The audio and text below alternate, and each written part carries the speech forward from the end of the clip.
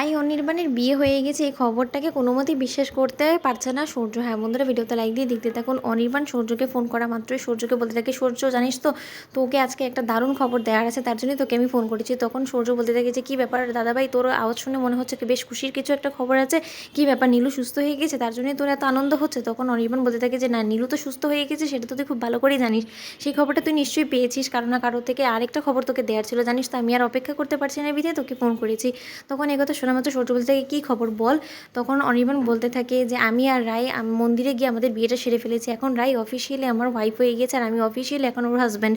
তাই আমাদের একে অপরের পথ চলাটা এখন আরও বেশি স্মুথ হয়ে গেল। কী ব্যাপার সূর্য, তুই এরকম চুপ করে গেলি যে, তুই কিছু বলছিস না? কী হয়েছে তোর, ভালো লাগেনি এই খবরটা শুনে, তুই আনন্দ পাসনি? তখন এই কথা শুনে সূর্য বলতে থাকে যে না না দাদা ভাই, আমি কেন খুশি হব বলতো? আমার না খুশি হওয়ার কি কারণ আছে বলতো? আর আমার খুশি হওয়া বা না হওয়াতে কী বা আসে যায় বলতো? আমি তো শুধু এতটুকুই তোদেরকে উইশ করবো যে তোদের ম্যারিড লাইফটা যাতে এরকমভাবেই স্মুথ আর ভালোভাবে কাটে। তখন অনির্বাণ মনে মনে বলতে থাকে যে সূর্য, তোর যে কথা শোনা মাত্রই ফোসকা পড়ে গিয়েছে গায়ে, সেটা আমি বেশ ভালো করে আন্দাজ করতে পেরেছি। আর তোর উদ্দেশ্য করেই তো আমি আরও বেশি তাড়াহুড়া করেছি এই বিয়েটা করার জন্য, যাতে তুই আমার কাছ থেকে রাইকে চিরতরে কেড়ে না নিতে পারিস। অন্যদিকে অনির্বাণের সাথে কথা বলে ফোন রেখে দেওয়ার পর সূর্য ফোনটা ছুঁড়ে ভেঙে ফেলে। ওদিকে সূর্যের মা এসে সূর্যকে বলতে থাকে কী ব্যাপার সূর্য, তুই এরকম করে চিৎকার চেঁচামেচি করা শুরু করে দিয়েছিস, এরকম উত্তেজিত হয়ে আছিস কেন বাবা, কী হয়েছে বল? তখন সূর্য বলতে থাকে যে মা, তুমি এই খবরটা এখনো পর্যন্ত পাওনি তো তাই না, যে অনির্বাণ আর রায়ের বিয়েটা সেরে ফেলেছে, ওরা একে অপরের এখন জীবনসঙ্গী হয়ে গিয়েছে। তখন এটা শোনা মাত্র সূর্যকে ধরে সূর্যের মা বলতে থাকে কী ব্যাপার, তো এই খবরটা তো আমাদের অনেক বেশি স্বাভাবিক বলেই মনে হচ্ছে, যেটা তুই অস্বাভাবিকভাবে রিয়াক্ট করছিস কেন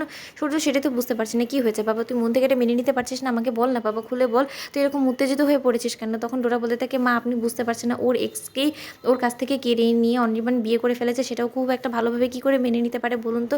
তখন সূর্য বলতে থাকে যে না না মা, সেরকম কোনো কিছুই না, আসলে আমি এমনি এক্সাইটমেন্টে হয়তো রিয়াক্ট করে ফেলেছি, অন্য জায়গার রাগ আরেকজনের উপরে দিয়ে দিয়েছি, এরকম কোনো কিছুই না। ওদিকে সূর্যের মা বলতে থাকে সূর্য, তুই আমাকে একটা কথা ঠিক করে বলতো, তুই সত্যি কি মন থেকে রাই এবং অনির্বাণের বিয়েটা মেনে নিতে পেরেছিস? না, কারণ বিয়ের মণ্ডপে আমি যখন দেখলাম মা হিসেবে আমি তোর দিকে, তোর চেহারাটা আমি দেখে বুঝতে পেরে গিয়েছি যে তোর হয়তো এখনও পর্যন্ত রায়ের প্রতি যথেষ্ট পরিমাণে উইকনেস আছে। তখন এই কথা শুনে সূর্য বলতে থাকে না মা, চিরতরে আমি রাইকে আমার জীবন থেকে বিদায় করে ফেলেছি। ওদিকে সকলের সূর্যের রুম থেকে বেরিয়ে যাওয়ার পর সূর্য বলতে থাকে যে রাই, তুমি শুধু আমার, আমি তোমাকে কারো হতে দিই না। আর ওই অনির্বাণ আমাকে ক্ষমতার জোর দেখিয়ে ও আমার কাছ থেকে সব কিছু কেড়ে নিবে আর আমি সেটা চেয়েছে দেবো, সেটা কোনো মতে হয় না। অনির্বাণ এখন হাড়ে হাড়ে টের পাবে যে ও কার সাথে প্রতিযোগিতায় নেমেছে। এই প্রতিযোগিতায় অনির্বাণ তোকে হারতে হবে, কারণ তুই আমার জীবন থেকে আমার সব থেকে দামি জিনিসটা আমার কাছ থেকে কেড়ে নেওয়ার চেষ্টা করেছিস, তুই আমাদের মাঝখানে এসে পড়েছিস, সের জন্য তো তোকে অবশ্যই শাস্তি পেতেই হবে। সেই শাস্তিটা আমি তোকে দেবো, সেটার জন্য তুই তৈরি থাকিস। ওদিকে অনির্বাণ বলতে থাকে যে আমি যতটুকু সূর্যকে চিনি, ও এই খবরটা শোনার পর মোটেও মন থেকে খুশি হয়নি, ও কিছু না কিছু তো অবশ্যই দুর্ঘটনা ঘটানোর চেষ্টা করবে অবশ্যই। তো বন্ধুরা, ভিডিওটি ভালো লেগে থাকলে লাইক কমেন্ট শেয়ার করে সাবস্ক্রাইব করতে ভুলো না।